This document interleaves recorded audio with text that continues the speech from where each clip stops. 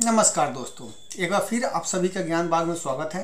ज्ञान बाग में अभी हम लोग फिर से एनसीईआरटी बुक का विज्ञान विषय के रसायन का हम लोगों ने क्वेश्चन आंसर करना शुरू किया है। अभी लास्ट वीडियो में आप लोगों ने देखा होगा कि हम लोगों ने एक वीडियो में 63 प्रश्न उत्तर को देखा था।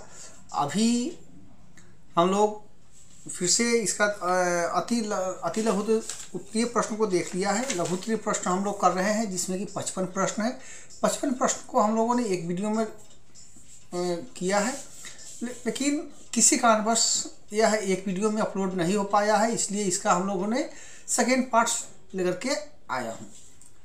तो आज स्टार्ट करते हैं आगे का वीडियो प्रश्न, जिसमें है द्रुत क्षय के पीएच के महत्व का वर्णन कीजिए। तो मुंह के पीएच का मान 5.5 होता है। से कम होने पर दांतों का क्षय आराम हो जाता है। दांतों का इनेमल कैल्शियम फॉस्फेट का बना होता है, जो शरीर का सबसे कठोर पदार्थ होता है। हम सभी लोग जानते हैं कि दांत जो हमारे होते हैं वह शरीर के सबसे कठोर भाग होते हैं। इसमें आगे का जो भाग होता है उसको काटने के लिए होता है, उसके बगल में नुकीला होता है छींटने के लिए, उसके बाद जो भाग 4 भाग होते हैं। तो सबसे आगे हुआ, उसके बाद हुआ नुकीला हुआ जो कि चबाने का काम आता है, चीरने का काम आता है। उसके बाद जो होता है चबाने का होता है। उसके बाद जो होता है वो मोलर और पोलीमोलर अंदर में होते हैं।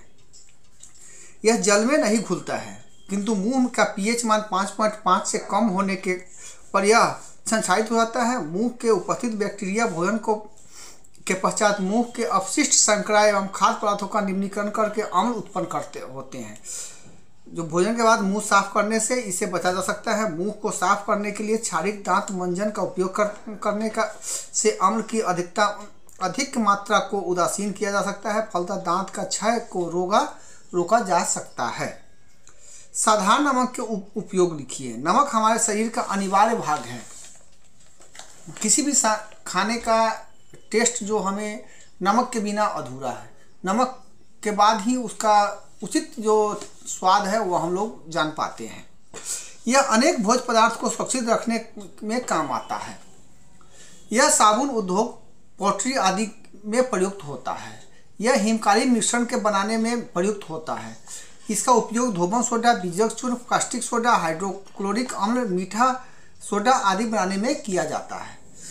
अब है आश्रित जल विद्युत चालन क्यों नहीं होता है जबकि वर्षा जल होता है। वर्षा में CO2 SO2 जैसी गैस घुली होती है, जो कार्बनिक अम्ल H2CO3, सल्फ्यूरिक अम्ल H2SO3 आदि बनती है। इसका आयनों में विच्छेदन होता है, इसलिए वर्षा जल में विद्युत का चालन होता है। आश्मिक जल में घुलनशील लवण या गैसें नहीं होती है, इसलिए इसका आयनीकरण नहीं होता है। इससे विद्युत का चालन नहीं होता है।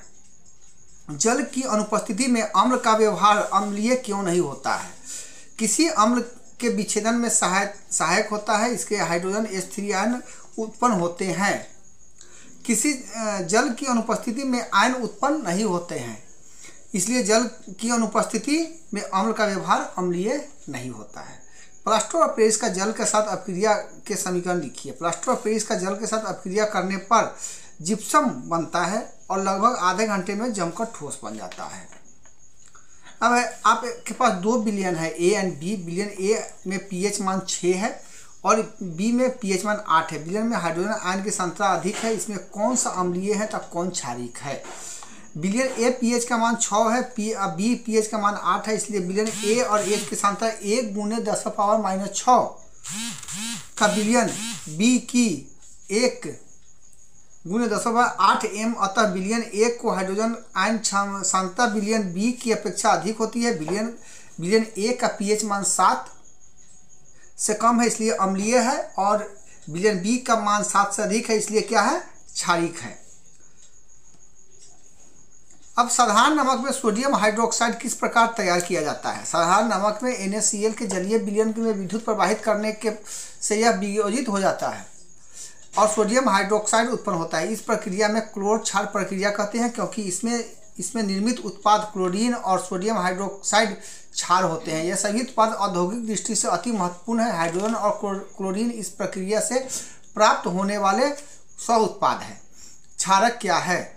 सूचक पर इसका प्रभाव बताएं। वैसे पदार्थ जिसका जलीय विलयन स्वाद में कड़वा होता है, लाल लिटमस पत्र को नीला कर देता है तथा अम्ल से अभिक्रिया कर लवण बनाता है, क्षारक कहलाता है। क्षारक लाल लिटमस पत्र को नीला, मेथिल ऑरेंज को पीला तथा फिनोल्फिन को हल्का गुलाबी कर देता है।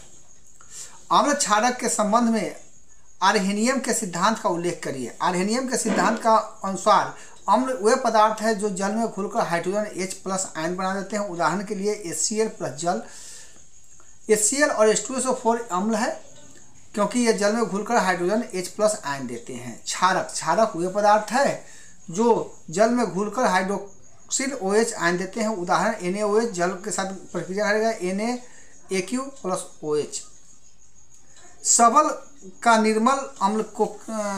को निर्बल अम्ल से क्या समझते हैं? प्रत्येक के दो उदाहरण दें। सबल अम्ल, जो अम्ल जलीय विलयन में लगभग पूर्ण रूप से आयनित होकर H+ आयन देते हैं उसे सबल अम्ल कहते हैं। उदाहरण हाइड्रोक्लोरिक अम्ल HCl और नाइट्रिक अम्ल HNO3। निर्बल अम्ल, जो अम्लीय जलीय विलयन में आंशिक रूप से आयनिक होकर H+ आयन देते हैं उन्हें निर्बल अम्ल कहा जाता है।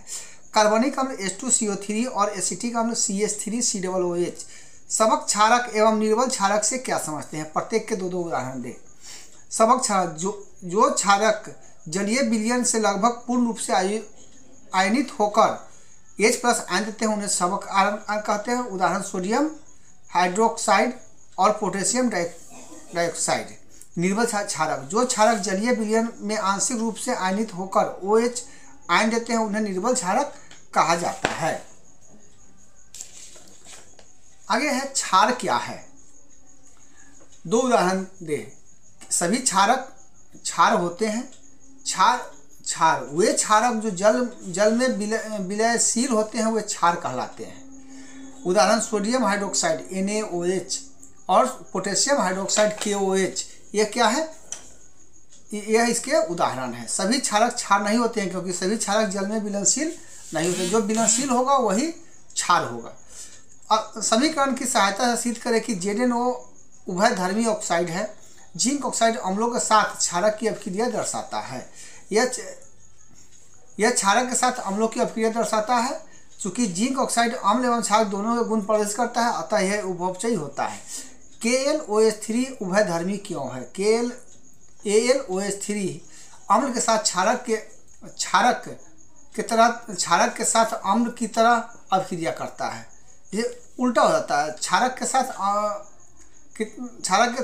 की तरह और क्षारक के साथ अम्ल के साथ क्षारक की तरह और क्षारक की तरह अम्ल की तरह करता है। इस कारण से क्या होता है जब तनु हाइड्रोक्साइड क्लोरिक अम्ल अभिक्रिया सोडियम कार्बोनेट से होती है। तनु हाइड्रोक्लोरिक अम्ल की अभिक्रिया सोडियम कार्बोनेट से होती है। कार्बन डाइऑक्साइड गैस चूना जल से होकर प्रभावित होते हैं। CA2 गैस को चूना जल से होकर प्रभावित करने में CaCO3 का श्वेत अपक्षेप बनता है जिससे चूना जल दूधिया हो जाता है। अत्यधिक मात्रा में CO2 प्रभावित करने पर जल में विलयशील कैल्शियम कार्बोनेट बनता है जिससे चूना जल पुनः रंगहीन हो जाता है।